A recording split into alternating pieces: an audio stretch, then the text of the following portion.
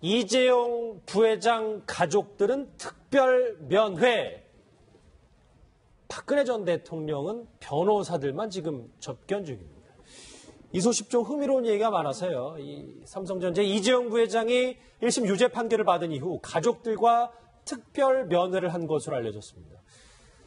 이현정님, 네. 먼저 누가 어떻게 만났는지보다 특별 면회라는 거를 좀 살펴봐야 될 것 같아요. 네, 이제 교도소나 구치소에 가면 일반 면회가 있고 특별 면회가 있고 이제 변호인 접견 이렇게 세 가지 어떤 접견 형식이 있는데 변호인 접견은 뭐 시간에 제한 없이 언제든지 변호인하고 접견할 수 있는 그런 권리가 있습니다. 근데 일반 면회 같은 경우는 이제 보통 이제 플라스틱 창이죠. 그거 이제 사이에서 이제 서로 만날 수 있는데 하루에 한 번 정도밖에 만나지 못합니다. 시간도 한 15분 정도밖에 만나지 못하고 일단 이것도 가족이 가장 먼저 우선권이 있습니다. 그래서 가족이 먼저 만나고 뭐 가족을 대동하고 만난다든지 이제 그렇게 할 수 있고 만약에 하루에 한 번 가족이 만나면 다른 사람 만날 수가 없어요. 이제 그렇다 보니까 특별 면회라는 형태를 통해서 이거는 이제 그냥 소파라든지 이런 데서 그냥 직접 얼굴을 보면서 하는 면회인데 이건 아마 이제 교도소나 구치소 측에서 뭔가 면회의 필요성이 있다. 이렇게 인정될 경우에 이제 면회를 허용하는데 아마 이번에 홍라희 여사하고 이제 이부진 그 동생하고 여기는 아마 이제 이번에 특별 면회를 재판 끝나고 난 다음에 한 것 같아요. 그래서 아마 한 2차례 정도 만난 것으로 알려지고 있습니다. 예, 김성환 평론가님 뭐 실제로 법무부에 확인을 해봤더니 이렇게 많이 활용되는 사례는 아니지만 적극 활용을 추진하고 있다 뭐 이런 얘기들도 있던데 실제로 엄마인 홍라희 전 관장이 두 번이나 찾았다 뭐 이런 얘기들이 있더라고요. 근데 저는 두 번이나라고 하는 표현이 조금 그래요. 왜냐면 모친이잖아요. 어머니인데 그동안에 구속된 상황에서 물론 이제 일반 면회를 했을 가능성도 있기는 하지만 특별 면회를 오히려 두 번 했다는 게 좀 이상한 거 아닌가? 이런 생각도 사실 들거든요. 물론 지금 이제 대법원 예규라든가 아니면은 지금 구치소 관리하는 데 있어서 규정들이 어떻게 되는지 좀 더 들여다볼 필요는 있지만 과거의 재벌 총수들 같은 경우에 특별 면회를 엄청나게 많이 남발했던 적도 많았거든요. 예. 그래서 이 특별 면회를 어떤 방식으로 제한할 것인가 이런 얘기들이 많이 사회적으로 논란거리가 되기도 했었는데 그렇다 하더라도 특별 면회를 그렇게 많이 하지 않은 상황이었는데 두 분밖에 안 했다? 저는 그게 좀 약간 납득이 안 되는데 이번에 이제 결국은 1심 판결을 통해서 징역 5년이 이제 선고가 됐잖아요.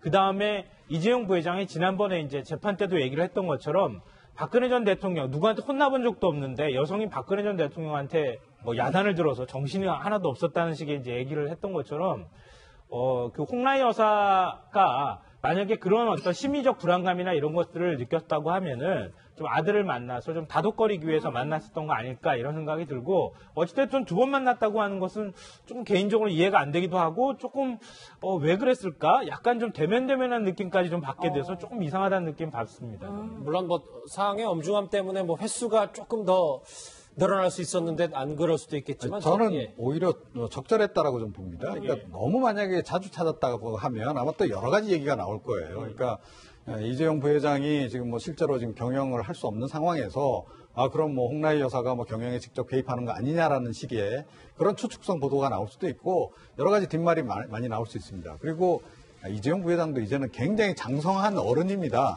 그렇기 때문에 어머니가 너무 자주 찾는 것도 그렇게 좋은 모습은 아니죠. 그래서 저는 오히려 지금 정도가 적절하지 않나 이런 생각을 좀 너무 노출 재판이 많아서 사실 면회할 수 있는 시간이 없었어요. 그러게요. 왜냐하면 일주일에 거의 하루 이틀 빼고는 대부분 재판하기 때문에 면회 자체가 거의 이루어지지 않았습니다. 과거에 홍라희 전 관장이 본인 아들 구속에 대해서 가슴이 찢어진다라는 표현을 한 그 SNS 메시지가 나와서 그것도 좀 회자가 되기도 했었잖아요. 그렇죠. 지금 특히 이제 홍라희 여사 같은 경우는 지금 사실은 이건희 회장도 지금 병상에 누워 계시고 또 이제 아들 같은 경우도 지금 이제 구속돼 있다 보니까 지난번에는 부산에 한 사찰에 가서 이제 수륙제라고 해서 또 불교 의식도 이제 진행하기도 했습니다. 예. 그만큼 지금 사실은 지금 이웅미 수관 관장직도 다 내려놓고 모든 지금 공직 그쪽 직에서 다 내려와 계시거든요. 그러니까 그런 면에 비춰본다면 특히 이번 1심에서 이제 유죄 5년이 이제 내려졌기 때문에 아마 홍라희 여사가 사실 이제 재판정에도 오시지 않았어요. 그러면 비춰본다면 굉장히 아마 상심이 굉장히 클 것이고 또 이재용 부회장도 지금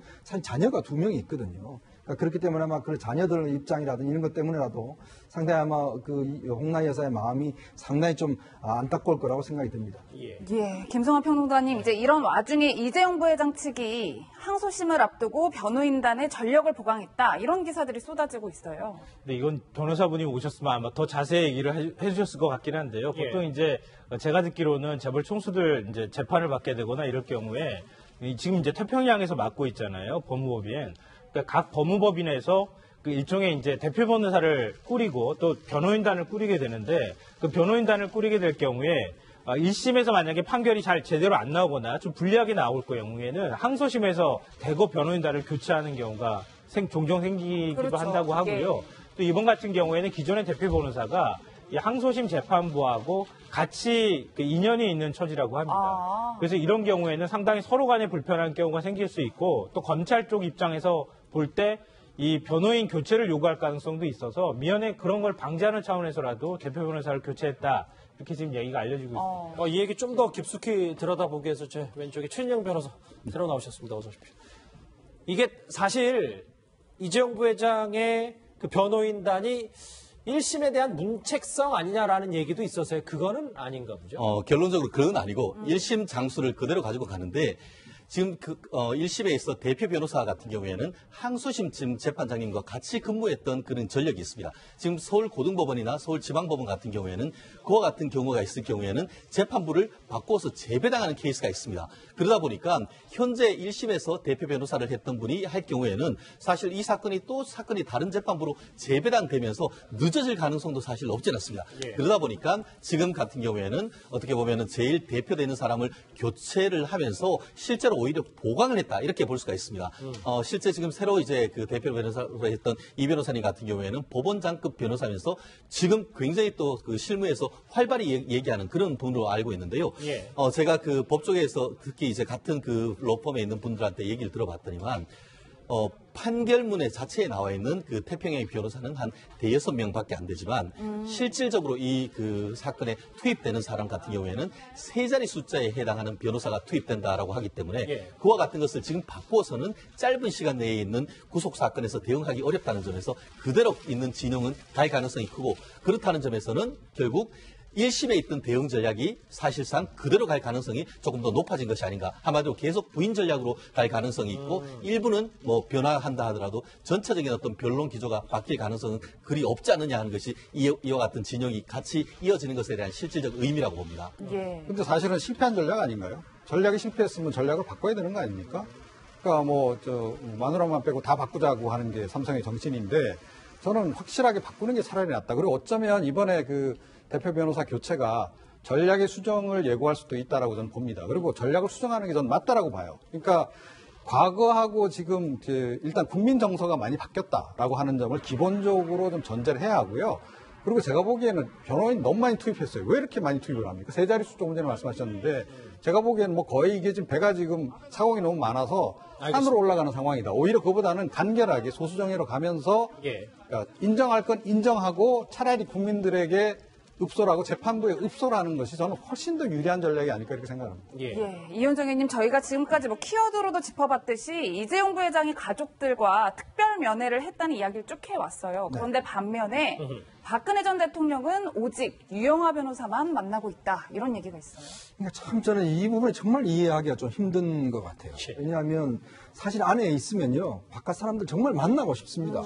왜냐하면 이게 또 안에만 있다 보면 사실 할 수 있는 말이 없어요.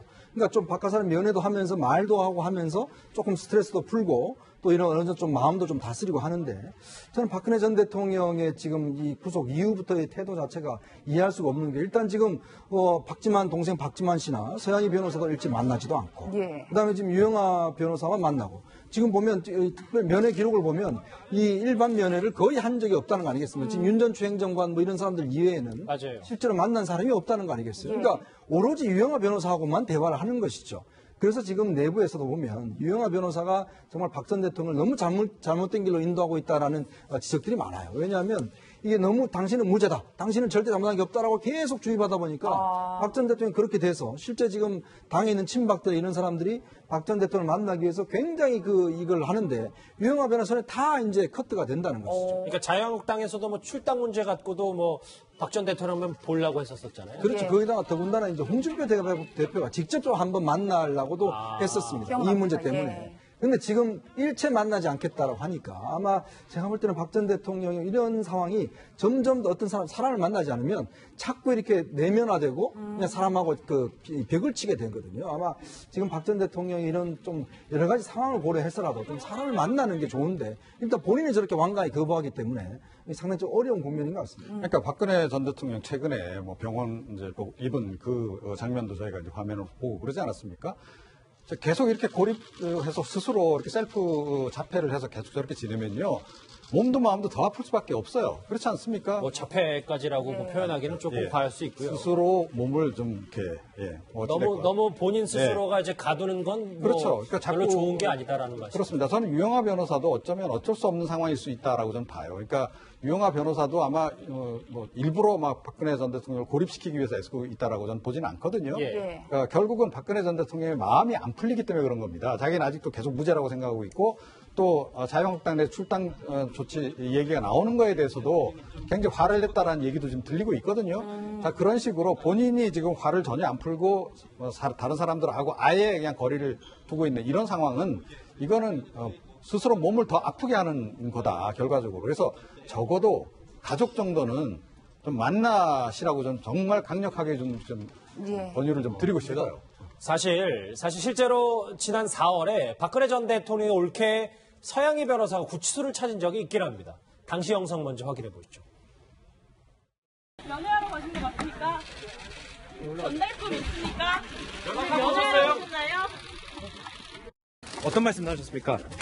한 말씀만 해주십시오. 오늘 무슨 말씀 나누셨습니까? 최 변호사님, 말씀 뭐 그렇습니다. 지금 말씀하셨듯이 특별면회 같은 경우에 지금 이재용 부회장 같은 경우에 오늘 6번 정도 이루어졌다라고 하고 그 반면에 박근혜 전 대통령은 한 번도 없다라고 하는데 지금 저희가 알고 있는 것은 박근혜 전 대통령이 지금 변호인을 유영하 변호사를 만날 때에도 변호인 접견실에서 만나는 것이 아니고 본인이 기거하고 있는 곳에 만난다고 합니다. 그렇다고 하면은 박근혜 전 대통령이 외부에 있는 사람과 접촉할 수 있는 기회는 사실상 밖에서 구치소에서 나와서 법원으로 오는 거에 외부에 보는 것밖에 없는 것이죠. 도착했어도 실질적으로 옆에 있는 변호사와 얘기하는 것 이외에는 결국 변호사와 지금 같이 기거하는 곳을 관리하는 변호인 이외 교도관 이외에는 얘기할 수 있는 대상이 전혀 없는 겁니다. 지금 그것이 벌써 지금 6개월 이상 되고 있는 그런 상황이라고 한다고 하면은 사실 보통 사람이라고 하면은 그와 같은 것을 견뎌내기가 쉽지 않을 겁니다. 오히려 지금은 사람을 찾을 때죠. 그럼에도 불구하고 이렇게 계속 어떤 외부인과의 어떤 접촉을 계속 스스로 막고 있는 것은 결국 나는 여전히 아무런 죄가 없는 것이고 밖에 있는 모든 사람은 내 변호인 이외에는 아무도 믿을 것이 없다. 이와 같은 어떤 그런 생각을 가지고 있는 그것을 읽을 수 있는 것 같은데 개인적으로 참 안타까운 그런 상황인 것 같습니다. 예. 저는 사실은 우리가 작년 국정문단 사태 터지고 난 다음부터 이런 얘기를 수도 없이 많이 했던 것 같습니다. 왜 박근혜 전 대통령은 사람들을 안 만날까? 왜 주변에 사람들을 두지 않을까? 이렇게 얘기를 해왔는데요.